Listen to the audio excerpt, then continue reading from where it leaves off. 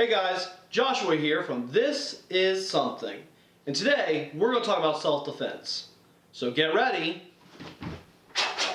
This is self-defense.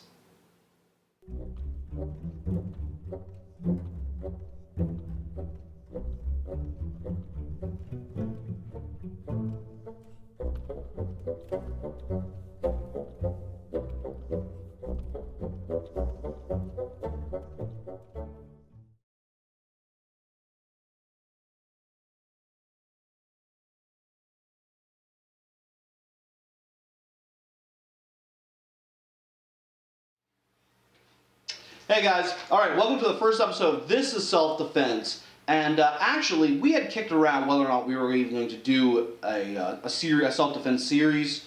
And during our reintroduction episode of our first This Is Something, which if you haven't seen, go do it, we got a request from a commenter, Tong Sudo Arnie for life. So, Tong Sudo, this is for you. So let's get right into it. Before I start doing a demonstration here, I just want to give you a quick background on what it is I do. I've been involved in martial arts since I was 8. I've been in Kenpo, I've been in Taekwondo. I've played around in the Filipinos, I've played around in Wing Chun. I boxed through college, my son wrestles, and I've actually spent a lot of time working with him and learning those techniques. Don't discount young people, guys. They are really, really good teachers. They're excited, they're passionate, they're young, so they absorb a lot, and they're able to define what they're learning, sometimes better than older people can. So young people are great to learn from. So I've been involved in martial arts for a long time. I've also been involved, as you know, I'm involved in historical fencing. I also do, I fight bow, staff, and nunchaku. I'm involved in a little bit of everything. I've always been involved in martial arts. And what I do is I teach privately. I teach students one-on-one or two-on-one. And the reason I do that is because I found, I especially found as I got a little older, and I was doing Taekwondo. And I realized what we were learning wasn't a combat system per se. What we were learning was a sport. We were learning the sport of Taekwondo, in much the same way that fencing is the sport of sword fighting, not the combat aspect of sword fighting. Now, don't get me wrong, I'm not bashing, I hear this word thrown around, a lot of people be like, oh, those McDojos, and referring to things like ATA, or these kind of corporate martial arts companies, and they kind of call them McDojos, and they kind of downplay them, and it's not real martial arts or whatever. I don't disagree with that. I still think they're teaching the sport of, but I think there's a lot of value in that. It teaches you discipline, it teaches you respect, it teaches you to take care of yourself. It gives you the groundwork for combat. It gives you the groundwork for it. I just don't think, the one thing I don't think it does is I don't think it teaches really how to protect yourself using those techniques. I don't think it teaches that well. And so I kind of started, doing private instruction on my own, so we could involve in some of those elements of self-defense. And here's the thing, I'm really passionate about self-defense. I believe everybody has a right to defend themselves.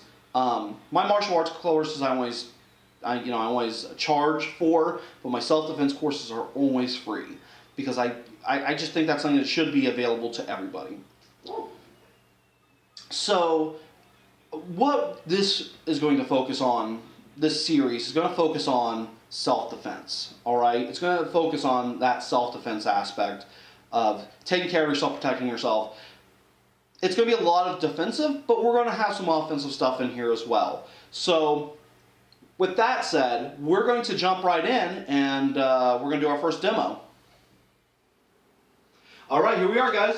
And I brought a partner along, the man, you know him from This Is Something, Eli. And the reason I brought you along is because you don't do martial arts, you're not involved in self-defense, martial arts, or anything like that. And I just thought it would be good to bring somebody along who hasn't, so that you can kind of see these techniques are pretty easy to pick up. They're pretty practical. They're pretty efficient. You can pick them up pretty quickly, even with no experience at all. So that's kind of what why I brought you along. So let's get right into it. Okay, guys, first step to defending yourself is don't get yourself in a situation. It's a dark alley. Don't go down it. That guy wants to pick a fight with you. Don't engage with him. You have a tendency to pick fights when you drink too much. Don't drink too much. Don't get yourselves in situations that you're going to have to defend yourself. Okay, that's the first step to defending yourself, really, truly. If the situation goes sour, leave. There's no dishonor running away. There isn't. All right. Here's the thing. I'm relatively confident that if somebody pulled a knife on me, I could disarm said person. I've been doing this for a long time, and I feel relatively confident. It's a maneuver I've practiced a dozen times. But I will tell you right now, if somebody pulls a knife on me and says, "Hey, give me your money," I'm going to give them my money because they have a knife, and that's just money. There's no dishonor, and a fight that you don't have to fight is a fight you win. All right? But let's just say you get yourself in a sticky situation. All right? You need to protect somebody else, or you need to protect yourself. There's somebody in front of you who your gut is telling you this is a bad situation to be in. All right?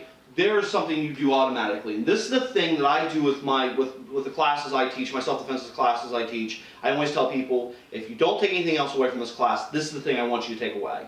This is the thing I want you to know. All right? And it's simply this. This is a real simple maneuver. Bad situation. There's a bad dude in front of Eli. He's got a bad feeling about this. He's going to first and foremost take a step back with his dominant foot. Okay?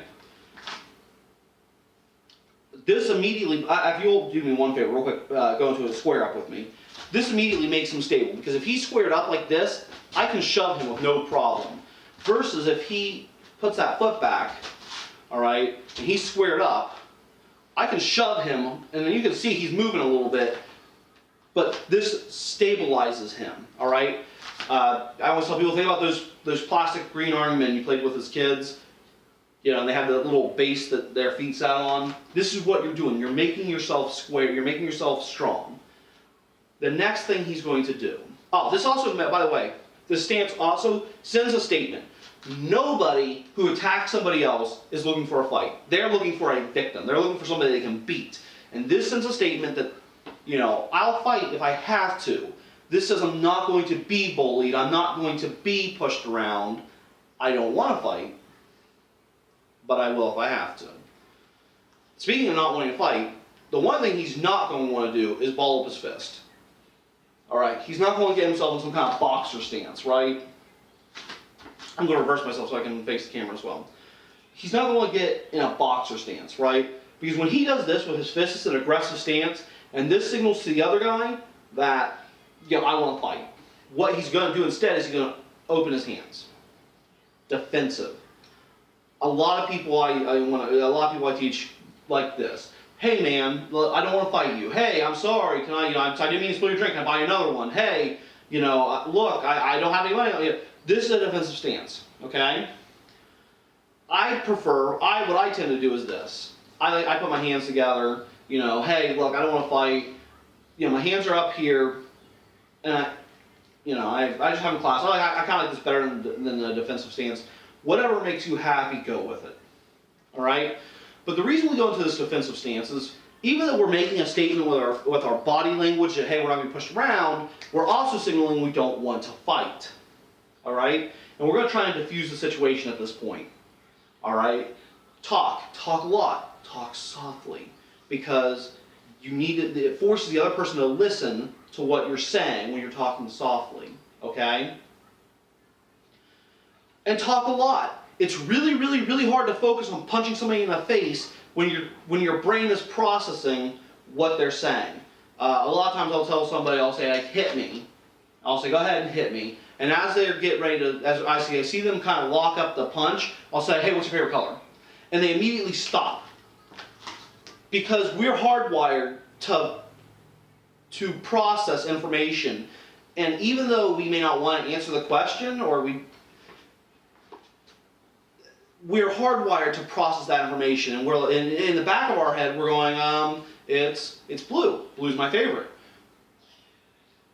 right? A lot of times I'll ask a really bizarre question like, "Oh, it's not sure. Where'd you get that?" Or, "Oh, what's your favorite movie?" Or something, and it changes the tone of the situation. It can be a little bit confusing, and it's just hard for you to punch somebody when you're thinking about what they're saying to you. All right, so we talk a lot. We talk softly. Hey, look, I don't want to fight. Hey, look, I'm going to be talking. I'm going to talk softly. I'm going to be trying to communicate that. The hands are up. Why are the hands up? Why defensive? Here's the thing. Like I said before, nobody attacks somebody else is looking for a fight. They're looking for a victim. They're looking for somebody they can beat. Somebody who tries to mug somebody else, somebody who tries to grab a girl or anything like that, is not going to come up on somebody like this. You can tell something's up, right? You can tell that I'm up to no good. Nobody that goes to fight somebody else immediately, it's going to like surprise you with a fight, is going to come at you like this. Why? Because this isn't a surprise. You know what's going to happen. As soon as you see somebody coming up at you like this and they're looking angry and they got their fists clenched, you're kind of expecting that a punch is coming. So what happens is, if I'm trying to mug somebody, or I'm trying to, grab somebody, or I'm going to try and get up in their space. I'm going to try and talk, kind of the same reason you talk on that end, defensively. I'm going to talk like, "Hey man, you have the time?" Right? And I'm getting up in your space, and I'm walking up into your space, asking what is a relatively innocent question. You have the time. If I'm wanting to fight somebody, I'll do this. You'll see this motion with drunk people a lot. You want to go? You want to go? Right? The bro fight. And what they're looking for is, "You want to go? You want to go? You want to?" And now they're coming up to punch. So why are your hands up? Because they're looking for that element of surprise. If his hands are down, and my hands are down, and I try to grab him, it's even money who's going to get there first. If I try to punch him, it's even money who's going to get there first. But if his hands are up already in a defensive stance, or his hands are together, if I go to punch, right, or I try and grab, his hands are already up. They're already here. I have to start down here, and he's already up here. Okay. You're slapping. You're kind of pushing. And that's what I want. I teach martial arts, and when I teach martial arts, we do hard blocks. We do these kind of hard blocks. I'm not a big fan of hard blocks anyway. I really champion the idea of soft blocking, deflecting hits. And that's what I want you to do here, okay? You just have to slap it out of the way. It doesn't have to look pretty. It can be sloppy, okay? And you can use both hands. You have two hands. All right? Even if he is able to kind of shift focus. And part of that is because, you and I talked about before we had done this, I said, hey, just make sure you maintain eye contact. And this is really important. When you maintain eye contact, you catch the peripheral of what's going on around. We like to focus on the dangerous things, the fists and feet, and so we kind of want to look at what they're doing with their hands. All right? But we miss a lot of other things that are going on around us. If I'm looking at his eyes, right now, I can look right at the camera. And actually, I just realized, because everything's flipped, I can see you, so it's not going to really matter. But I can look right at the camera. All right? Or I'll look past the camera. I'll look up here. I'm not looking at the camera. And if he makes a move right this second, I can tell what he's doing. All right? I'm looking right out here. I'm looking up. I'm looking out my window, and I can see everything. I can see his because he didn't take his shoes off of the mat. I can see all of that. Our peripheral is actually really, really incredible as human beings, and so we're going to use that to our advantage. So eye contact also sends a signal. It says, again, I'm not backing down. So, it kind of sends that signal. It kind of sends that confidence signal, and confidence is your best weapon here. So let's just recap real fast. Eli's in a bad situation. He immediately steps back with his dominant foot. He gets himself in this solid stance. His hands come up. He begins to talk. He begins to say things. He begins to try to diffuse the situation. He makes eye contact the whole time. Why is he making eye contact? Because no matter what I do, right, he knows he can at least protect himself a little bit. Okay? He can protect himself. What's he going to do when he can, when he protect, from there, we'll get into more later in subsequent episodes about punching and kicking and doing some more of the grappling and stopping your opponent. But just about anybody can throw a punch. Even if it's a bad one, even if they got their thumb out, or they don't have their thumb tucked in, or they have their thumb under. Just about anybody can throw a punch. Just about anybody can throw a weak kick. Everybody can shove. Everybody can slap. Everybody can scratch. You can do all these things, but this sets you up to defend yourself. This sets you up to take care of yourself. So I hope you learned something. I hope you're interested. Is there things you want to see in the future on these self-defense videos? Is there a certain technique you're looking for?